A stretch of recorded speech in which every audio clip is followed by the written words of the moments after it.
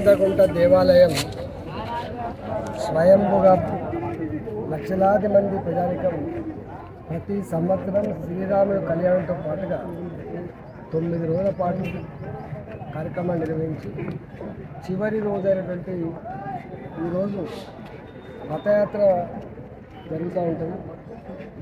ఈ యాత్రలో లక్షల మంది భక్తులు పాల్గొని శ్రీరాముని కళ్యాణంతో పాటుగా లోక కళ్యాణం జరగాలని చెప్పి మొక్కులు చెల్లించుకుంటాను.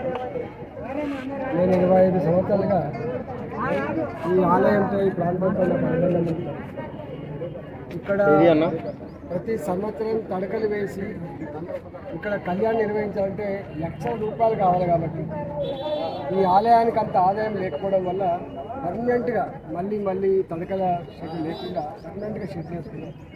దాంతో కళ్యాణంతో పాటుగా సంవత్సరం తరబడి ప్రతి సంవత్సరం మొత్తం పేదవాళ్ళు పెళ్లి చేసినట్టు అండగా ఇక్కడ వెలిసి దాంతో పాటుగా ఈ ఆలయం కొంత శిథిలావస్థలో ఉంటే కోట్ల రూపాయలు ఖర్చు పెట్టి ఈ ఆలయాన్ని కూడా పునర్నిర్మాణం చేయడం జరిగింది. ఈ సౌకర్యాలను కల్పించినప్పటికీ కూడా ఇంకా ఈ ఆలయాన్ని గొప్పగా తీర్చిదిద్దే యాక్షన్ ఉన్నది.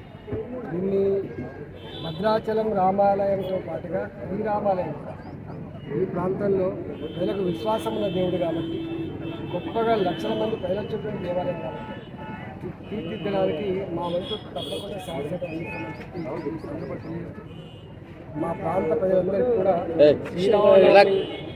ఉత్సవాలకు రాకపోవచ్చు ఇవాళ ఈ రథయాత్రలో పాల్గొని మా ప్రజలందరికీ కూడా శాంతి నెలకొలని మంచి పాడి పండుగతో ఏ టెన్షన్ లేనటువంటి అన్నదమ్ముల్లా కలిసిమెలిసి జీవించే భాగ్యం కలిగించాలని చెప్పి నేను కోరుతాను.